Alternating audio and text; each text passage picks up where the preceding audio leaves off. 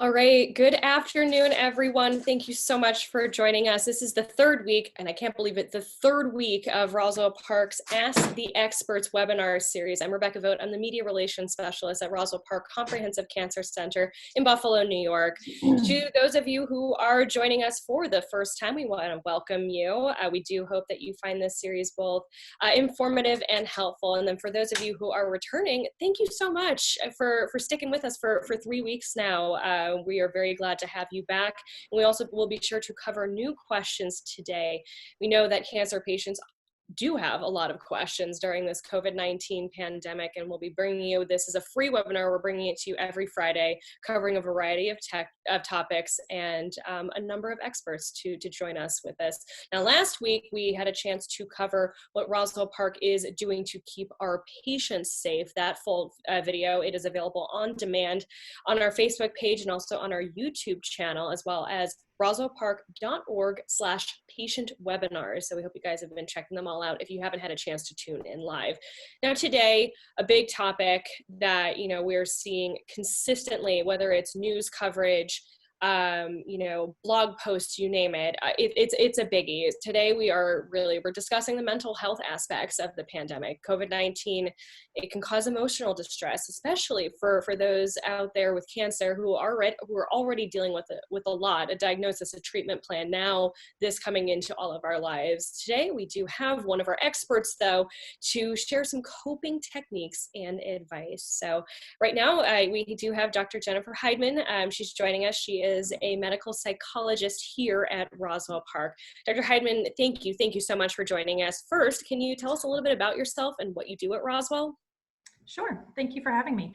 Yes, as you said, I'm a psychologist at Roswell Park. I've been here for about 12, almost 13 years. And, I meet with a lot of patients, sometimes family members, sometimes couples, to help people through the cancer diagnosis, treatment regimens, and into survivorship. Fantastic. Thank you so much. We've said this time and time again, the COVID-19 pandemic, it has truly changed how we do much of anything these days. I mean, we're working from home, we're hardly leaving our houses, and when we do, we have to wear masks. There's a lot of stuff going on and a lot of stuff to think about, and we do continue to hear from patients and those of you who are tuning in who are afraid to leave their homes and come to Roswell Park for treatment. We do know that there are still questions out there, and that's why we're here today to hopefully answer as many as possible. We do have several pre-submitted questions, though there is always the option for you to join in utilizing the chat feature down below. There's that little chat bubble, not the question and answer bubble, but the chat bubble. And you can submit your question throughout the next 30 minutes. Now, we do want to note, please make sure that when you send your question in, send it just to the panelists, or you can even check the box that says anonymous if you do not wish to have your name associated with your question. Now, I think it's time to get started with Dr. Heidman. So one thing that has kind of come through is, people are consistently saying, I have a lot of anxiety about, coming in for treatment, and especially in this question, starting chemo at Roswell Park next week. I'm already stressed about this, but the coronavirus is making the anxiety unbearable. I know you guys are keeping people safe. It's a lot to handle. What do you have to say to someone who is feeling this anxiety about coming into our center?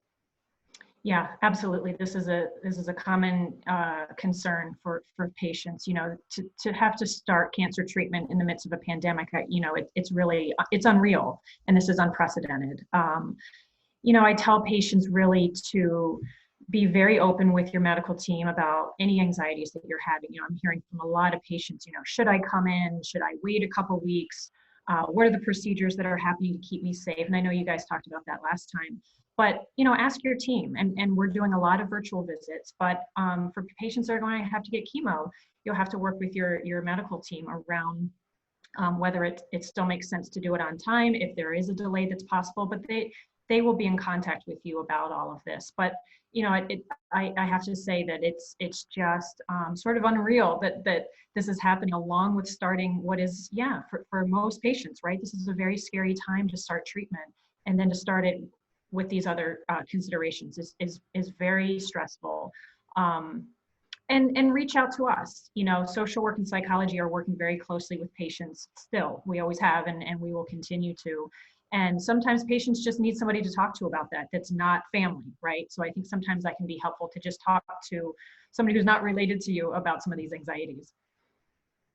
One question we do actually just came in, it relates to someone being an inpatient. It says, my husband has been an inpatient for 100 days. I cannot be with him.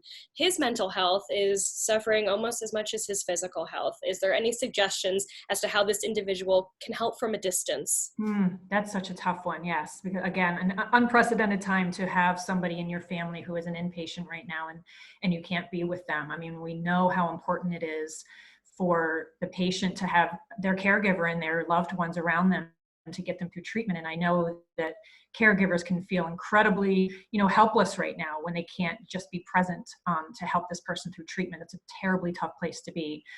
But please know that we do still have staff that are coming onto the inpatient units. If a face-to-face visit just isn't possible because of precautions, we are making phone calls to patients, and we've really heard some really nice feedback that patients appreciate that.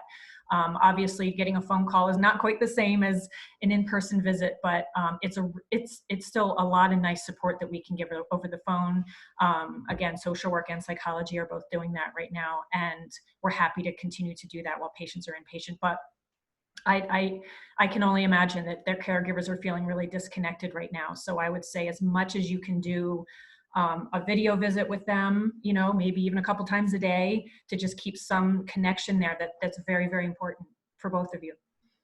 Okay, thank you. I think this does kind of relate to the next question. I mean, not necessarily someone in inpatient, but someone who is at home and saying, I've been doing a very good job of staying inside, but feeling really, really down and depressed, having no interactions with friends and family. Any advice there? I mean, I'm sure, what you just said about phone calls is probably just as applicable here. Right. And this is probably the majority of what I'm talking about with patients right now, right? Like, how do we maintain some semblance of normalcy when everything is turned upside down? And again, we've all kind of heard this analogy of like, oh, we're in the same boat. Well, no, we're not in the same boat, but we're in the same storm, right? And we may have very different boats. We may have a canoe with no paddles. We may have a luxury yacht that we're on right now, and we're weathering this storm really differently. And then you throw cancer on top of that, and our patients are just under a tremendous amount of stress and worry. And so, what I'm hearing from a lot of patients is the isolation is just magnified, right? Like cancer treatment can already be a very isolating situation. And now we're all isolating on top of that. So I think this is when it's more important than ever to become very sort of conscious and intentional about how we're spending our days. I think it's really, really important. Again, the social connection is huge for really, I think, everyone. And however that has to be, whether that's a phone call, a video, a FaceTime, whatever it is, if it's at the end of your driveway, just to shout out to somebody and talk to them for a few moments. I think social connection is paramount right now. Beyond that, I think it's really, really important that we have some type of schedule. We have some type of structure, that we get out of bed at a certain time, right? We make the bed, we don't get back into it, we get dressed. I mean, these little things sound sort of silly, but I think it really keeps our minds trained to, okay, the day proceeds in a certain way. When we lose all of those boundaries and all of that sense of structure, I think that's when the anxiety starts to get really high.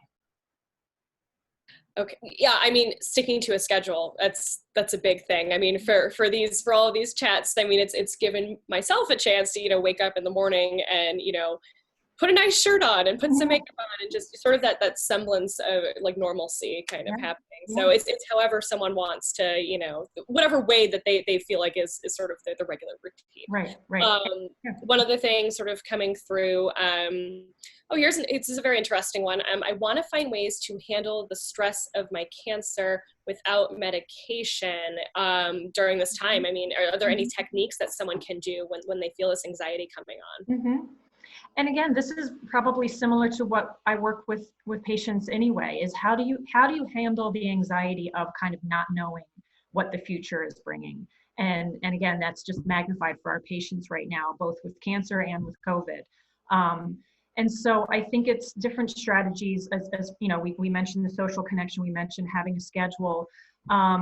I think a huge issue is we really need to monitor how much we're on social media, how much we have the news on. I have plenty of patients who just sort of keep the news on all day long. And we just can't measure how activating that is. I think it keeps people at this sort of constant level of fear, worry, dread, even panic at times.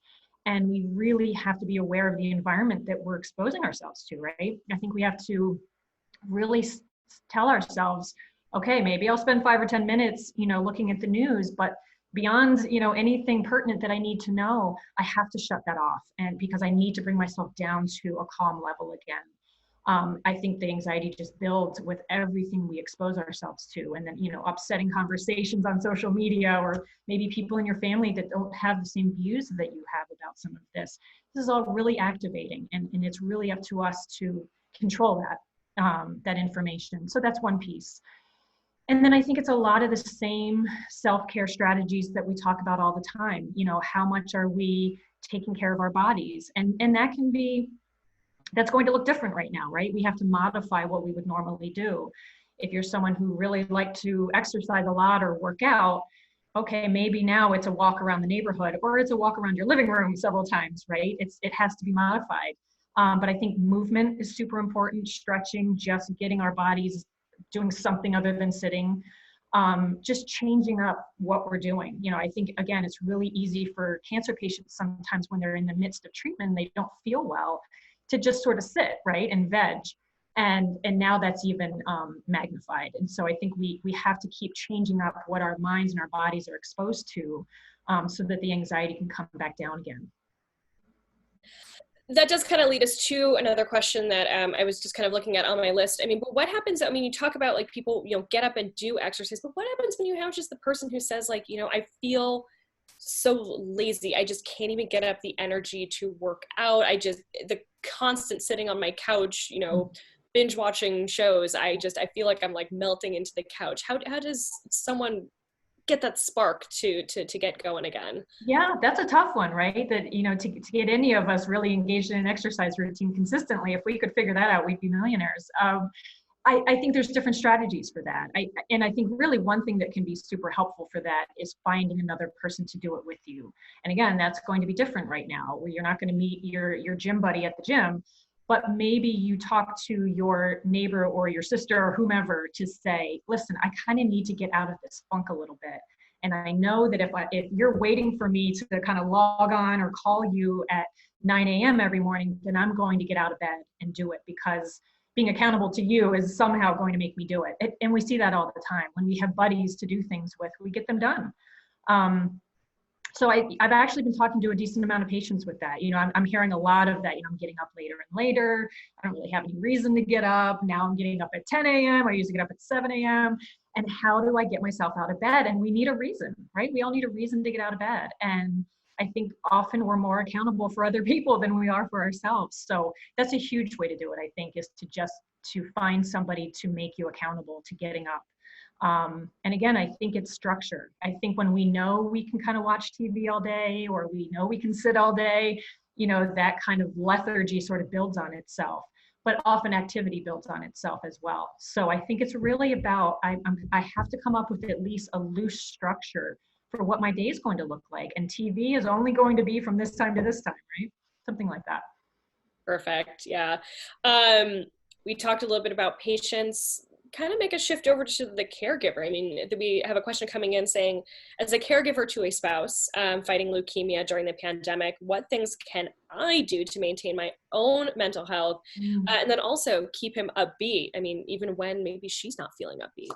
Yeah, that's a lot of pressure on one person, right? To keep themselves up and to keep the other person up. And we that's why we work so closely with our hematology patients, because this is a family illness, right? And especially with some of these illnesses like this, that where patients are feeling quite ill, I know caregivers can often feel this tremendous pressure to keep the patient well, right? And now they're trying to keep themselves well and sane.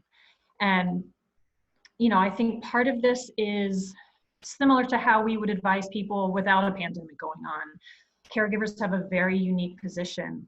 And I think it's still just as important to be aware of, asking the patient, what do you need today? and not assuming that you know, not assuming that you know what's best for them, not assuming that you know exactly what they need. People's needs are changing day to day. And just checking in, you know, how are you feeling? What do you need? And is it something that I can provide for you? Because it may very well not be. And sometimes I think that can actually be very liberating for caregivers because they assume a lot of the responsibility for that person's physical and mental health. And then I think sometimes the reality is actually much less, that they actually don't need to do as much as they think they do. So just keep that conversation very open and transparent. And you probably need to have it almost on a daily basis of kind of like, how are we doing here? You know, just because we've been doing decently this week, we better keep checking in to see if we're still doing well. Yeah, good point on that.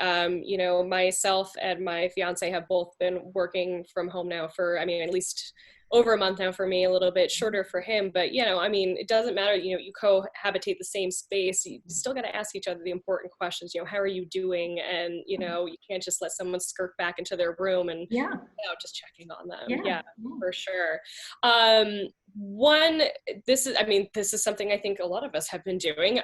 You know, I can't stop cleaning, washing my hands all the time, and feeling paranoid about my husband going out to the store. Is this normal, that this feeling of, you know, I guess constantly doing these things, and then, you know, the worry? Yeah. You know, what's so tricky right now is I have so many patients that are asking me that, you know, I'm so worried, I'm an anxious mess.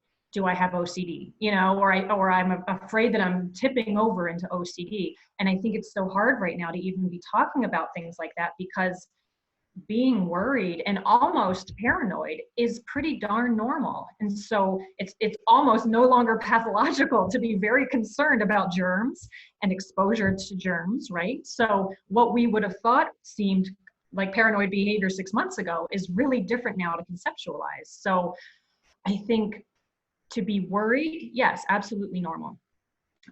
You know, somewhere that's tipping over into behavior that's no longer effective or healthy for the person. But I think we really have to loosen up our parameters of what's kind of typical worry, fear about germs and exposure, and then what's really getting in the way of their functioning, what's getting in the way of them having just normal, healthy relationships. So I, you know, we'd have to talk to people individually, but I think most of us are quite worried about exposure. And again, cancer patients are just on a different level with their need to be worried about that. So you mentioned earlier about, you know, putting in phone calls to folks and video chats and what have you, but I mean, is it okay if I don't feel like talking to my friends during this? Is that all right too? Right. That's the other side of this, right? Is I think we're losing our sense of what's normal anymore, right? What's normal worry? What's normal cleaning? What's normal contact with friends? And then I think there's also this sense that like we need to be using this time to better ourselves or clean the entire house or learn a new language, right? Like we've even built up additional pressures to use this time off really well, as if this is a big vacation, right?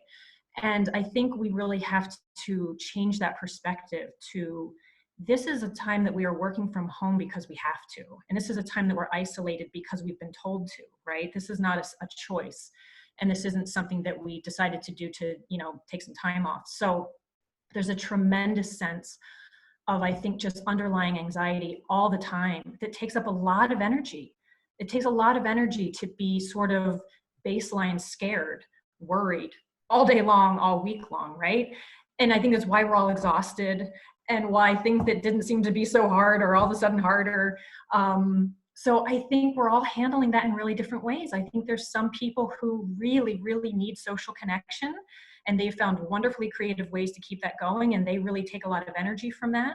And then I think there's people who are maybe a little more introverted or just don't really need that social connection as much, and that's just got to be okay. Again, if you worry that that's dipping into a place of depression, like, is this actually me? Like it's something that could be good for me, but I'm choosing not to engage in it, and I'm actually worried about that, then please let us know and ask for a referral to psychology. You know, we'll talk to you about that. But I think a lot of people are finding social connection to also be kind of difficult right now. It's strange to talk to your friends on the phone or in a Zoom meeting, or and it's hard to talk about COVID all the time.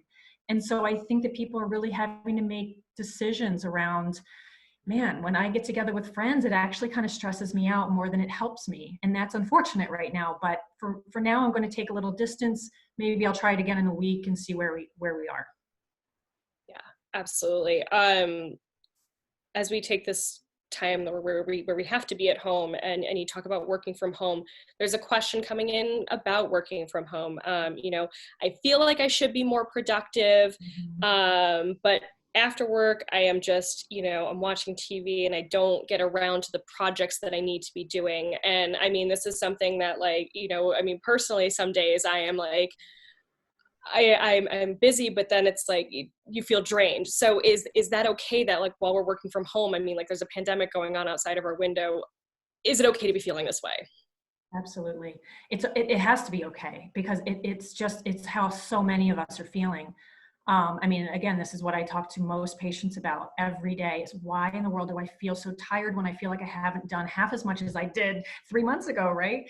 And this is the immeasurable stuff. We just can't quantify what it's like to be in our homes and do our normal professional jobs, right? And to homeschool children. And again, to have that underlying fear and worry all day. And then be constantly exposed to news or social media with the latest headline. It's exhausting, and it's really coming out in a lot of different ways for people. It's coming out in fatigue, obviously, in sleep problems, trouble concentrating. I'm hearing a lot of people with, I walk into a room, I have no idea why I'm there. I think it's hard to focus right now, which is going to have a lot of implications, right, for making decisions and getting things done well and not making mistakes. But I think we have to be incredibly flexible and kind to ourselves to know that this is just a very fatiguing time. Speaking about, kind of honing in on things and being flexible. And there's a couple of suggestions coming in. And actually one of them is that, and actually I think this is a very good idea. I've done it before myself. Adult coloring books, they can help reduce stress. I mean, have you seen this as well? Is this a suggestion that you make to patients? Or is there anything like that people can do right now? Yeah, I think those kinds of things are wonderful, because I think they're nicely meditative, and I think what I end up talking to patients about a lot, and it's an area of interest of mine, is mindfulness. And a lot of people equate mindfulness with meditation, and meditation is an aspect of it. But I think anything that focuses us on the present, right? And just being absorbed in what is going on right now. And that's what these coloring books can do, right? Because we're physically, we're holding the pencil and we're looking at the picture and we're moving and we're noticing the color, and we're really just incredibly absorbed in that picture at that moment. And we're very likely not thinking about the 10,000 other things that we could be. So I think anything that focuses our attention, it's beautiful, it gives us pleasure. Some people that's music, some people that's a more physical activity. But for me, that always comes back to the idea of whatever makes you mindful, whatever makes you able to come back to the present. And that's really what's going to help us with these feelings of anxiety. Anxiety is the what ifs, the thinking about the future, the worry about what's coming. And as much as we need to do that we need to plan whenever we can plan. There's a lot right now that we can't plan for. And so I think whenever we can notice that we're sort of spiraling into the future, and whatever can bring our attention back to the now is absolutely helpful and needed right now. And I do see another comment coming in, utilizing the Calm app. I mean, there's meditation apps that people can use too, to, just take a moment out, just some breathing techniques, etc. But I do want to go back to one thing you just said, talking about spiraling. There's a sort of a question of, how can one tell if they are in a funk or if they actually really might be depressed? There's that like dividing line, like what's sort of the difference there? Yeah, that's a hard one. It's a hard one right now, especially, right? Because, it's always hard to talk about depression in a cancer center, because so many of the symptoms of depression are the symptoms of going through treatment. When you just feel sort of down and your eating is kind of weird and you're sleeping either too much or too little, or you can't concentrate, right? So a lot of these symptoms overlap with cancer treatment. And then throw on to that we're not leaving our homes. My goodness, a lot of us are dipping into those symptoms, right? So I think for me, you know, the major way that I differentiate it for patients when they're going through treatment is when you really start to feel like you're losing your interest in things that used to interest you. So again, that can be a hard thing to tease out, right? I have plenty of people who are so fatigued, or maybe they're having some ongoing pain symptoms, and they say, well, I would love to go fishing, but I can't even get off my couch. So that's different though. It's different to say, I'd love to go fishing, but I'm too tired, versus I don't even care about fishing anymore. I don't even care about seeing my buddies anymore. You know, I don't really want to see my grandkids, and those things just aren't giving me pleasure. So that's where I would say, when you start to notice that you're really not even interested in getting back to those activities anymore, then it's probably time to talk to somebody. Well said. Yeah, I mean, definitely something even all of us should just, jot it down, keep a mental note of that as Mhm. well. I know you said that you guys have been doing some, video visits with individuals. Do we know anything on sort of I know Roswell has numerous support groups. Do we know are they doing anything video related? I'll be honest with you, I'm not quite sure. Those are often run through the social work department, and I don't know that they're going, but I guess I should just say I don't Yeah, know. that's probably an ask then to go to the social work department or the Mhm. individuals who lead the group. So Right, just answer right. that question for the individual who asked that Mhm, in the chat. But mhm. just thought I'd ask because I know you guys are doing Yeah. some of those Mhm. video chats as well. We're kind of sliding into home here, getting close to the end of all of this. So I guess this is consistently coming across on our questions and everything. I mean, will we ever feel normal again? Mm, that is the I, million-dollar question. yeah. Yeah. And I want to believe that the answer is yes. I think, you know, I think what's so interesting about working with cancer patients, and this is why I love doing this work, is there is a certain resiliency to our population, right? Like, our patients know what it's like to deal with fear, to deal with worry, to hear news that they never wanted to hear. They know what it's like to be isolated at home. They know what it's like to no longer be able to engage in activities that they like because either they don't feel well or they're immunocompromised. So I actually think that our patients have a really special expertise at a lot of this. Um, and I think they're going to roll with this just like they've rolled with cancer. And this is evolving. We all know this is changing day to day and week to week. But I am sensing from a lot of people that they've actually already got a lot of the tools to get through this, whatever life is going to look like in 6 months or a year.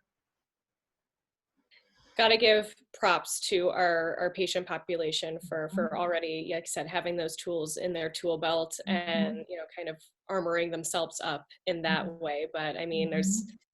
we're having these conversations for a reason. It's because I'm sure there are people out there that are still wondering about, well, when can I go back outside and Right, fraternize with my friends and go enjoy a meal on a patio and right, all of these things. right. So yeah, it's a big thing. Oh, and a big thank you so much. There's one of the panelists or an individual who just said, thank you, I needed this, I feel better. Oh, we very much thank you for tuning in for this.